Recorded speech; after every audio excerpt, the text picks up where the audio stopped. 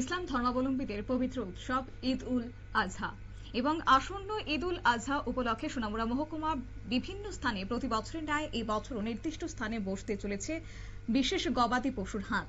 সমগ্র সোনামুড়াবাসী এবং রাজ্যবাসীকে ঈদ উল উৎসবের শুভেচ্ছা জানিয়েছে। আগামী 22 থেকে 26 মে পর্যন্ত মহকুমার কোথায় কোথায় বিশেষ গবাদি পশুর হাট বসবে এই বিষয়ে বিস্তারিত তথ্য তুলে ধরেছেন সোনামুড়া নগর পঞ্চায়েতের ভাইস চেয়ারম্যান শাহজাহান মিয়া।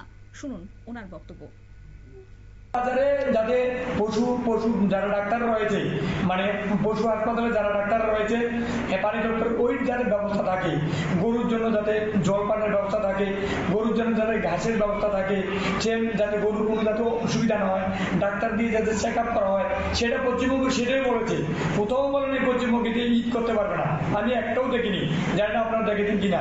আর ত্রিপুরাতেও আপনারা দেখেছেন, আমরা দেখবেন, আমরাও দেখবেন ঈদের দিন আমাদের ভারতবর্ষের জনপ্রিয় প্রধানমন্ত্রী উনিও ঈদের শুভেচ্ছা জানায়, আমাদের রাজ্যের যিনি মুখ্যমন্ত্রী রয়েছেন উনিও ঈদের শুভেচ্ছা জানায়, কোথাও ঈদের জন্য বাধা দেয়।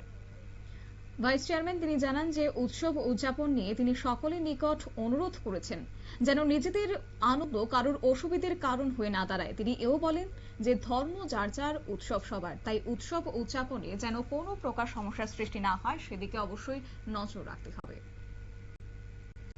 সংবাদ আপাতত এই পর্যন্তই। পরবর্তী আপডেট দেখার জন্য চোখ রাখুন শুধুমাত্র নিউজ ভ্যানগার্ডের পর্দায়। নমস্কার।